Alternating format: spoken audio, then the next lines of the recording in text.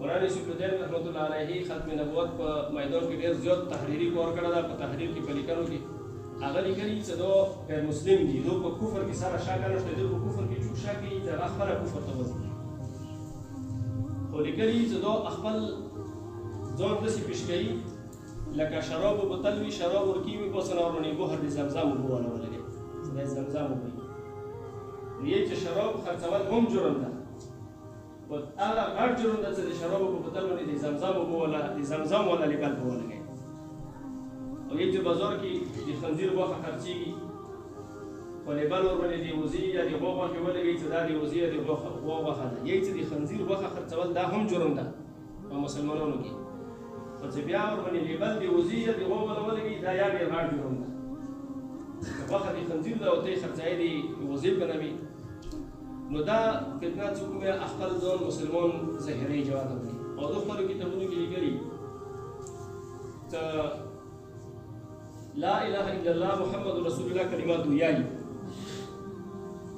په کتابو کې دو په حواله کتابونو کې دا لیکلي یا روحاني خزائن او د تذکرې او د نورو کتابونو کې چې موږ لا اله الا الله محمد رسول الله یایي. محمد رسول الله نه یې مراد هغه محمد رسول الله نه دی، موږ نه ده کدی نه محمد مراد نه. اعوذ بالله.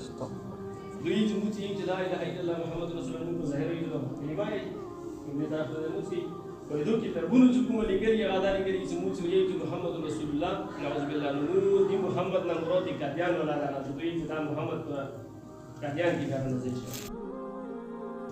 بیا 1984 کې ورپسې بل قانون جنرال ضیاء الحق پوسټ هغه دا ولیکلو کدیانیت ارډیننس دا یو جریک هغه دا ولیکلو چې د ځان کومه عبادت خانه جوړي هغه ته ویل جماعت نه باندې کېده چې باندې چې دا مسجد ده په جماعت باندې په خپل عبادت خانه باندې منارې نشون نه لګي، دا د مسلمانانو نشانات اذان نه کوي او د مسلمانانو ولا کلمه باندې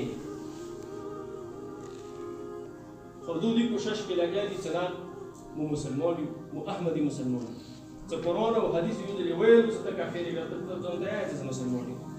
خو داسې په عجیب شکل صورت کې دا ځان پیش کوي چې کوم دي تاسو یو څه کې دي چې دوی تاسو وایي چې کې په کفر څه د جواز شته نه نعوذ بالله.